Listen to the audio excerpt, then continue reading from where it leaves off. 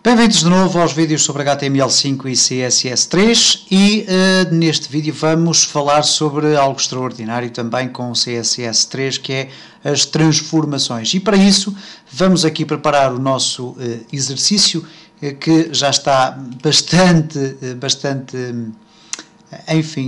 preenchido, diria eu, e eu vou simplesmente fazer o seguinte: vou fazer aqui uma cópia de segurança de tudo isto. Neste caso vou aqui à pasta exercícios, HTML5, vou criar aqui uma pasta designada anterior 1, ok, e vou copiar, fazer uma cópia do anterior 1 para aqui, ok, fantástico, para que eu agora possa então alterar aqui o meu conteúdo. Eu vou simplesmente apagar tudo isto, vou deixar ficar o div com a designação caixa e aqui no meu Cascading Style Sheets eu vou apagar isto tudo. Vamos ver o que é que acontece à nossa página. Ok, cá está, muito bem, vamos aqui gravar. Ok, não temos nada. Vamos aqui colocar, por exemplo, um header H2, título da minha caixa e depois um parágrafo. Este é o texto da minha caixa, ok? Barra P, vamos ver o que é que acontece neste caso. Cá temos aqui então este espaço. Agora vamos aqui rapidamente formatar o nosso div e eu vou utilizar simplesmente o div como exemplo para aquilo que vão ser as rotações, ok? Rotações e mais uma série de outras transformações que nós vamos fazer, scaling, por exemplo. Ora, e para o div eu vou fazer o seguinte: vou começar por border, um px solid black, depois um background color, que vai ser, o que é que eu fiz aqui mal, ok, está certo, background color, que pode ser um cinza, não, vamos colocar amarelo, yellow, para conseguirmos ver tudo muito bem. Depois vamos definir um width, não wath, mas um width de, por exemplo, 400 px, um height de 200 px, ok, vamos ver como é que temos aqui já a nossa caixa, tudo muito bem, se calhar aqui demasiado alto, vamos colocar 100 apenas, ok, vamos também definir aqui o margin, e neste caso vamos colocar auto, e o que vai acontecer é que ele vai ser colocado no centro, mas eu quero colocar aqui um espaço vertical que eu vou colocar 100 px neste caso, ok, 100 px, auto. Temos a nossa caixa muito bem, falta-nos apenas alinhar o texto, text align center, vamos ver, ok, está alinhado ao center, ok, temos então aqui a nossa caixa. Eventualmente poderíamos alterar aqui o border para, por exemplo, 3, para ficar um pouquinho mais grosso. Tudo muito certo. E temos então o nosso exercício preparado para falar sobre aquilo que é o transform. Ora, o transform é basicamente a possibilidade que eu tenho através do CSS3 de realizar várias demonstrações, ou melhor, várias transformações, quer a nível 2D, quer a nível 3D de um determinado elemento, ok? Esta propriedade do transform permite coisas como rodar, escalar, isto é, aumentar ou diminuir o tamanho, mover, enfim, deformar, etc. E entre muitos outros elementos. E nós vamos tentar procurar explorar durante os próximos vídeos algumas das funcionalidades e das potencialidades do transform.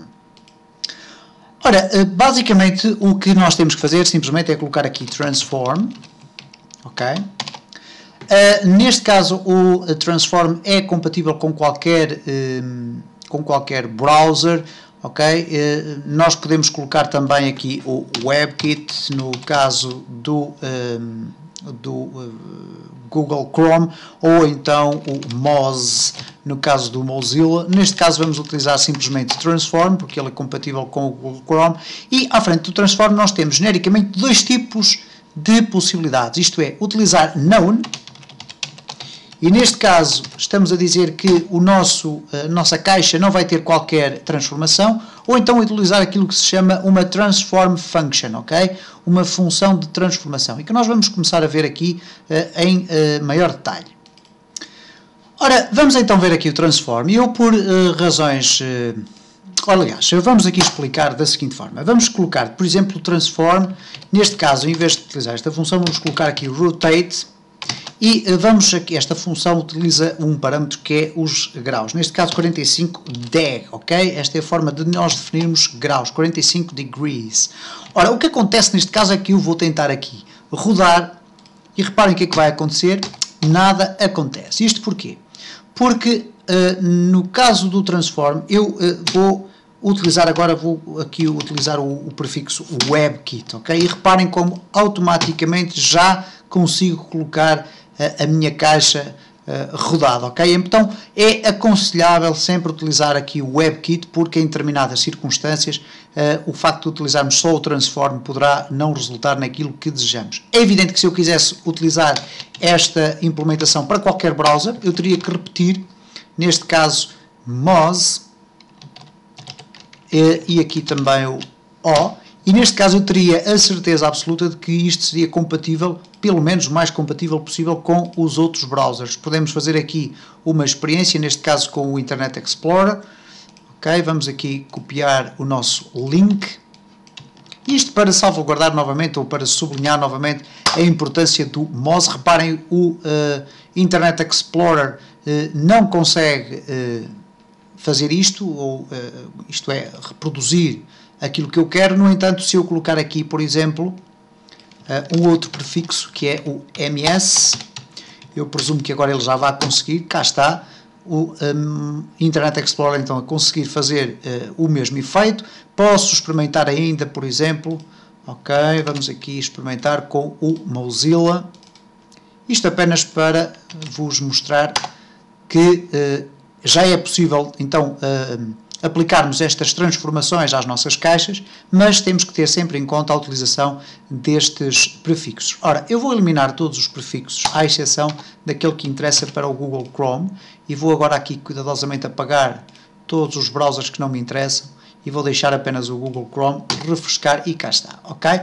Portanto, o Rotate permite-me rodar então a minha caixa, ok? O que quer dizer que eu posso simplesmente colocar assim 5 degrees, e automaticamente ele roda. Neste caso roda no sentido dos ponteiros do relógio, ok? O que quer dizer que se eu quiser colocar a minha caixa ao alto, eu simplesmente tenho que colocar aqui 90 graus e rapidamente consigo obter aqui o meu efeito. Reparem que a caixa desapareceu um pouco para cima do meu espaço da página, isto porque eu defini aqui um margin de 100.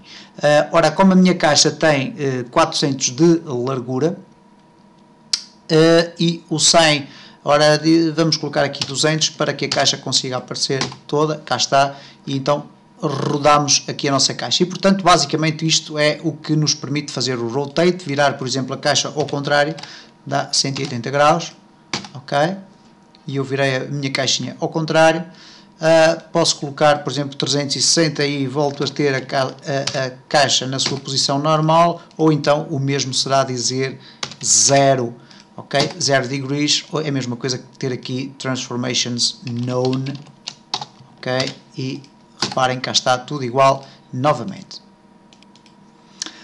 Vamos ver entretanto outra função, neste caso o scale, e o scale tem várias, à semelhança do que acontece com o rotate, que nós iremos ter a ocasião de ver mais à frente.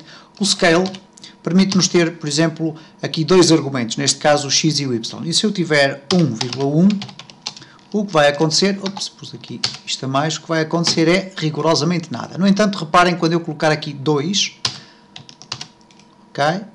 Reparem como a minha caixa automaticamente foi afetada por um efeito de stretch, isto é, foi aumentada na horizontal. Portanto, neste caso o scale, o primeiro argumento corresponde à escala de x e depois o segundo à escala de y. Neste caso, se eu colocar aqui 2, temos a nossa caixa com o dobro do tamanho, e reparem que todos os elementos da caixa são afetados, nomeadamente o que diz respeito ao texto, ok? Portanto, tudo o que tiver dentro da nossa caixa será afetado por este transform, por esta função do transform, ok? É evidente que aqui neste caso eu poderei eventualmente utilizar números com casas decimais, ok? Para fazer ligeiras ampliações, enquanto o tamanho da caixa é de 1. Reparem agora, quando eu refrescar, o que vai acontecer é que a minha caixa volta ao seu estado normal. Dentro do Scale eu posso optar por utilizar ainda outro tipo de funções. Neste caso, por exemplo, eu posso utilizar o Scale Y.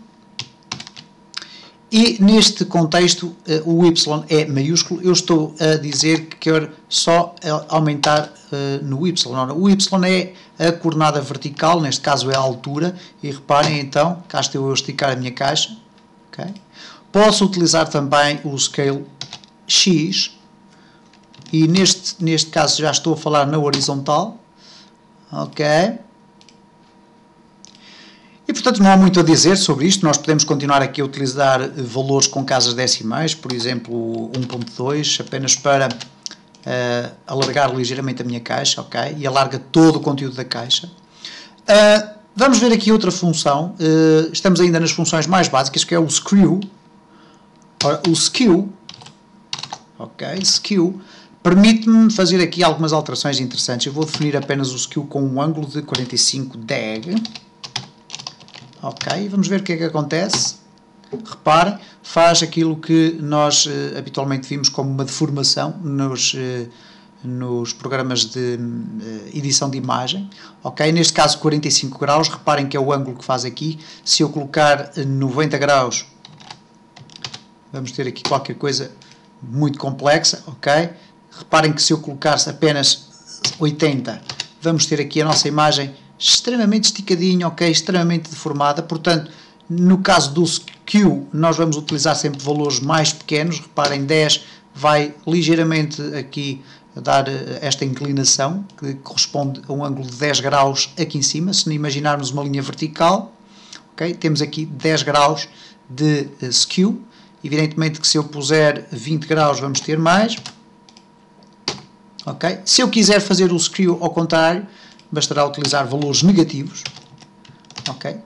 E vamos aqui ver, reparem como automaticamente isto é muito acessível trabalhar com este tipo de transformações. Neste caso eu usei aqui apenas um valor no Skew, mas eu posso usar dois valores, por exemplo 10 deg, e neste caso estamos a falar da altura, largura e altura, e reparem como a deformação começa a ser maior, ok? Porque estamos a atuar na altura e na largura, ou melhor, na horizontal e na vertical. O Skew tem também a particularidade de nós podermos definir especificamente para o X, e neste caso usamos, por exemplo, 10 deg, ok? E vamos ver aqui o que é que acontece. Neste caso acontece na horizontal. Se eu colocar o Y, o valor à frente, o argumento irá afetar apenas a vertical. Neste caso temos aqui um ângulo de 10 graus, ok? Imaginando que existe aqui uma linha horizontal.